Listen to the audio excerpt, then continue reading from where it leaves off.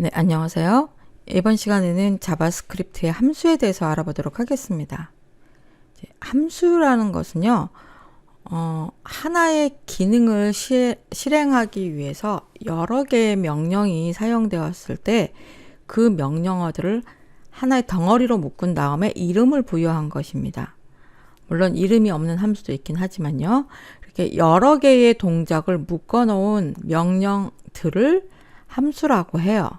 이 함수를 사용하면 명령의 시작과 끝을 명확하게 구별할 수가 있고요. 이름을 붙여서 언제든지 그 이름만 가지고 똑같은 기능을 사용할 수도 있습니다. 이 화면에서 보시면 add number라는 함수를 정의한 거예요. 이때 function이라는 예약어를 사용을 해서 함수를 정의를 하게 되는데 add number라는 함수는 이렇게 두 가지의 명령을 묶어 놓은 것이다 라고 지금 선언을 하고 있어요. 그래서 언제든지 add number라고 실행을 하면 30이라는 값을 얻을 수가 있습니다. 함수가 어떠어떠한 명령으로 구성된다라고 만드는 것을 함수를 선언한다라고 얘기를 하고요. 이게 함수를 정의하는 부분이에요. 이름과 함께 중괄호 안에 명령들을 나열하시면 되고 이 함수를 실행을 할 때는 함수 이름만 가지고 실행해 주시면 돼요. 이것을 흔히 함수를 호출한다라고도 얘기를 합니다. 이 함수를 선언하는 것은 꼭 함수를 실행하기 전에 와야 되는 건 아니에요. 실행부터 해놓고 뒤에다가 펑션에서 그 함수를 정의를 해주셔도 되고요. 함수를 먼저 정의를 해놓고 뒤에서 함수를 실행하셔도 됩니다. 근데 일반적으로 함수를 먼저 선언을 해놓고 뒤에서 실행을 많이 합니다. 이 함수에 들어가게 되면 변수의 스코프라는 개념을 좀 이해를 하셔야 돼요. 이 var이라는 키워드를 사용을 하게 되면 변수의 스코프, 즉 변수가 어디까지 영향을 미치는가 이게 아주 중요합니다. 변수 이름 앞에 var을 붙이느냐 붙이지 않느냐에 따라서 변수가 적용되는 범위가 달라져요. var을 붙이면 지역 변수가 돼서 그 var을 붙인 함수 안에서만 사용할 수 있는 변수가 되고요. 만약에 var을 붙이지 않으면 프로그램 전체에서 사용할 수 있는 전역 변수가 돼요.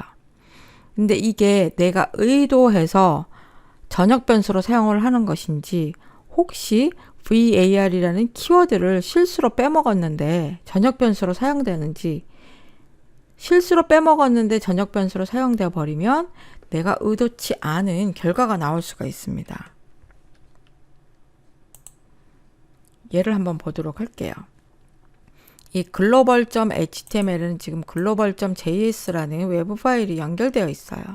어떤 파일이냐면 myvar이라는 변수에 100이라는 값을 넣어놨어요. 그리고 테스트라는 함수를 실행을 합니다. 테스트 함수가 뭐 하는 함수냐면 myvar이라는 데다가 그 변수의 값을 50으로 지정을 하는 거예요. 이때 myvar이 앞에 var이라는 키워드가 안 붙어 있어요. 그럼 얘는 뭐가 되냐면 전역 변수가 됩니다. 전역 변수가 뭐죠? 프로그램 전체에 영향을 미치는 변수예요. 그럼 이때 도큐먼트 라이트를 사용을 해서 myvar은 하고 변수 값을 표현을 한다면 과연 몇이 표시가 될까요? 100일까요? 50일까요? 여러분마다 생각을 해보셨나요? 자, 한번 실행을 한번 해볼게요. 50이 표시가 됩니다. 왜냐? 프로그램 전체에는 이미 myvar이 100이라는 값이 들어가 있는데 테스트라는 함수를 실행을 하면서 여기 var를 까먹었어요. 내가 까먹고 그냥 myvar 똑같은 이름을 가진 변수를 선언을 했는데 여기다 50이라는 값을 넣어버렸어요. 그래서 나는 이 함수 바깥에서 변수 값을 100으로 계속 유지를 하고 싶었는데 함수 안에서 밖에 있는 변수 값을 변경을 해버린 거죠. 이게 원래 내가 의도한 거였다면 상관이 없지만 잘못해서 이것을 덮어 쓴 거라면 프로그램은 엉뚱한 결과값을 내보이게 됩니다. 이게 VAR의 아주 큰 단점이에요. 또 하나 VAR을 사용할 때의 단점이 뭐냐면요. 호이스팅이라는 게 있습니다. 이 호이스팅은 여러분들이 혹시라도 이 자바스크립트 쪽으로 직업을 갖게 되시거나 할 때 면접상에서도 많이 물어보는 내용이에요. 변수의 호이스팅이 뭐냐 라고 많이 물어보거든요. 이 호이스팅이라는 거는 변수를 선언하기 전에 변수를 사용을 했을 때 마치 변수 선언이 앞에 있는 것처럼 끌어올려서 인식하는 것을 호이스팅이라고 합니다. 아래 예제를 한번 볼게요. 변수 x를 100이라고 일단 값을 넣었고요. 그 다음에 테스트라는 함수를 실행을 했습니다. 이 함수는 어떻게 정의되어 있냐면 x는 뭐뭐뭐 해서 x 값을 표현을 하고 y는 뭐뭐뭐 해서 y 값을 표현을 할 거예요. 그런데 이 document write라는 문장을 실행할 때 y라는 변수가 선언되지 않았어요. 변수 선언도 안 됐고 값도 할당이 안 됐죠. 보시면 분명 밑에 var y는 200이라고 되어 있는데 얘는 이것을 어떻게 인식을 하냐면 var y가 이 위에 있다고 생각을 하는 거예요. 값은 할당하지 않은 상태로 var y가 위에서 이미 선언된 것처럼 y가 선언되지도 않았는데 사용하려는 당시에 얘가 이미 선언되어 있는 것처럼 생각을 해요. 그러면 자바스크립트에서는 변수가 선언만 되고 값이 할당되지 않으면 어떤 값을 갖는다고 했죠? undefined라는 값을 갖는다고 말씀드렸어요. 그랬을 때 이 화면에 보면 x값은 100이라고 지정이 되고 y값은 undefined라고 나와요. 선언되지 않았는데 이 선언된 값이 이미 위에서 선언된 것처럼 끌어올려서 인식을 하기 때문에 undefined라는 값이 나오는 거죠. 사실 이 상태에서는 오류가 나와야 돼요. 너 y 선언도 안 했잖아. 그런데 왜 y 값을 보여달라고 하는 거야? 라고 오류를 내야 되는데 오류는 생기지도 않고 엉뚱하게 undefined라는 값을 줍니다. 이것은 프로그램이 크지 않을 경우에는 내가 일일이 확인하면서 왜 여기서 undefined가 나왔지? 라고 체크해 볼 수 있겠지만 막 1000줄, 10,000줄 이 정도 되는 소스라면 도대체 어디서 어떻게 된 건지 찾아내기가 되게 어렵습니다. 이게 var이라는 키워드를 사용을 할 때 크게 잘못될 수 있는 부분이에요. 그래서 변수를 처음부터 선언해 놓지 않고 중간에 선언하고 값을 할당했기 때문에 이런 호이스팅이 생기는 거죠. 그래서 이 var이라는 키워드에서 생길 수 있는 호이스팅이 가장 큰 단점입니다. 또 다른 단점이 하나 있는데요. 변수를 다시 선언할 수 있다는 거예요.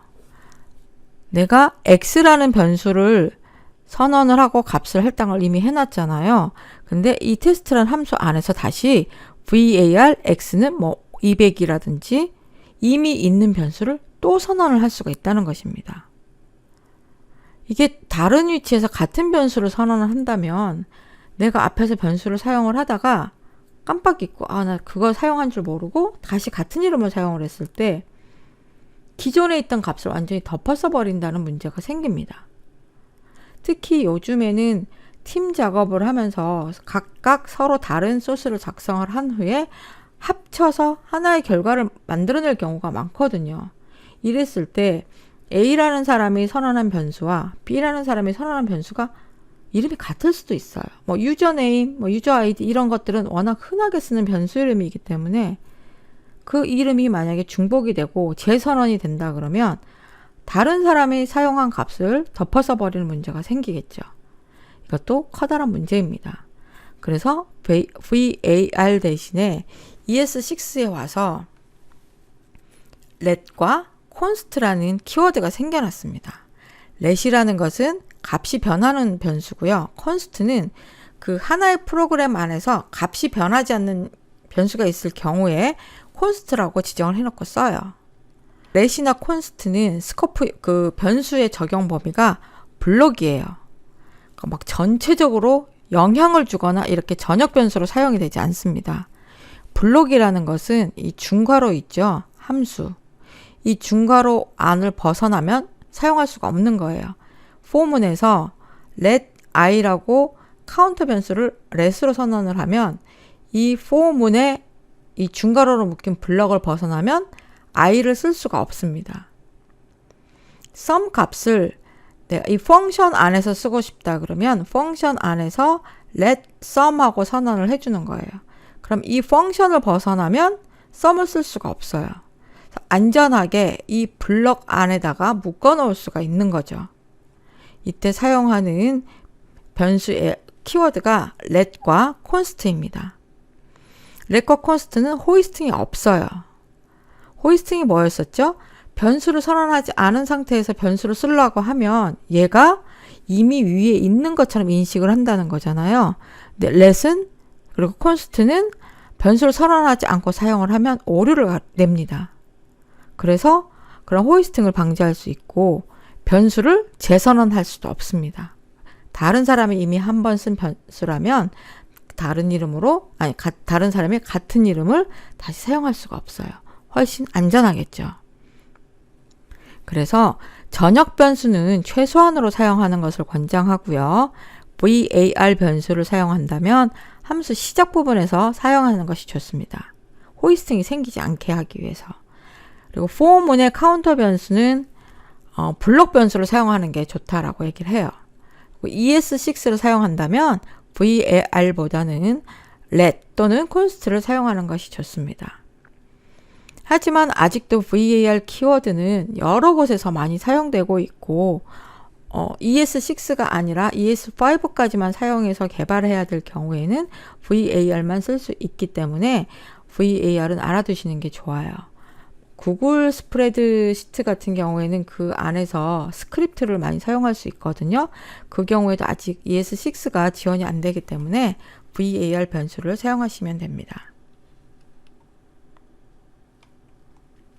자, 이제 다시 함수로 되돌아가 볼게요. 앞에서 살펴봤던 add 함수가 실행을 하게 되면 항상 30이라는 값만 보여줘요. 왜냐하면 이미 그 안에서 값이 10과 20을 더하는 것으로 고정되어 있기 때문이죠. 그러면 이 함수는 쓸모가 그만큼 떨어집니다. add number라는 함수를 선언을 하면서 10과 20을 주면 더해서 30을 보여주고 100과 200을 주면 더해서 300을 보여주고 이런 식으로 함수가 구성이 되어 있어야만 좀 더 효용 가치가 높아집니다. 이때 필요한 것이 매개 변수와 인수예요. add number라는 함수를 선언을 할 때 a하고 b라는 더할 값을 받아서 a와 b를 더해서 그 결과를 썸에다 넣어라 라고 함수를 선언하면 이때 a와 b를 매개 변수라고 얘기를 합니다. 이렇게 선언을 해놓으면 add number 함수에서 2와 3을 넘겨주면 결과값을 5를 보여주고 10과 20을 넘겨주면 두 개를 더한 값 30을 넘겨주게끔 실행할 수가 있어요. 함수를 실행할 때 넘겨주는 값을 인수 또는 인자라고 많이 표현을 하시더라고요. 인수라고 하고요. 함수를 선언을 하면서 내가 어떠한 값들을 받겠다. a와 b를 받겠다라고 할 수도 있고 x와 y라고 하셔도 돼요. 이건 변수 이름이기 때문에 x와 y라고 해도 되고 a와 b라고 해도 돼요. 내가 받은 값을 더해서 sum이라는 변수에 넣은 다음에 그 결과값을 콘솔 창에다 표시하겠다라고 함수를 정의한 것입니다. 이렇게 함수를 한 번만 사용하는 게 아니라 넘겨주는 값에 따라서 여러 번 사용할 수 있게 하려면 매개 변수와 인수를 사용을 해서 함수를 선언을 해주시면 됩니다. 그리고 함수 안에서 return문을 사용할 수가 있어요. 이 return문은 앞에서 함수 같은 경우는 두 개의 값을 받아서 더한 다음에 이 안에서 그 결과값을 콘솔창에 표시를 해줬는데 return문을 사용을 하면 그 값을 함수 바깥으로 넘겨줄 수가 있습니다. 이 수수가 좀 복잡해 보이는데 한 번씩 따라가 볼까요? 자, num1은 프롬프트 창을 통해서 숫자를 입력을 받은 거예요. pass int를 사용을 해서 숫자로 변환을 해줬습니다. num2는 또 한 번 프롬프트 창에서 값을 넘겨받았어요. 그러면 나는 이 두 개의 숫자를 받아서 그 값을 add number라는 함수에다 넘겨주려고 해요. 자, add number 괄호 안에 num1과 num2를 넣어서 함수를 실행을 했습니다. 그럼 함수는 num1 값은 a에다 넣고 num2 값은 b에다 넣어요. 넘겨받은 값을 더해서 sum이라는 변수에다 저장을 합니다. 그리고 이 상태에서 그 값을 return문을 통해서 밖으로 넘겨줘요. 그 밖이라는 게 어디냐면 함수를 호출한 바로 그 위치입니다. add number 괄호 num1, num2 한 이 위치로 sum이라는 값이 넘어가요. 이 값은 result란 변수에 저장이 되죠. 어떤 순서로 진행되는지 이해가 가시나요?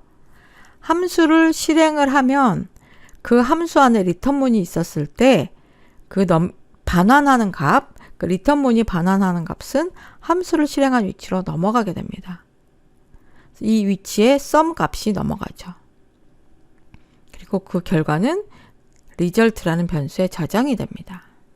이렇게 함수는 매개 변수와 인수, 그리고 return문이 있기 때문에 여러 번 재사용할 수 있는 기능을 갖추게 됩니다. 지금까지 살펴본 거는 함수에 이름이 있을 때였죠. 이제 함수에 이름을 붙이지 않고 사용할 수 있는 방법이 있는데요. 그것은 다음 시간에 알아보도록 하겠습니다.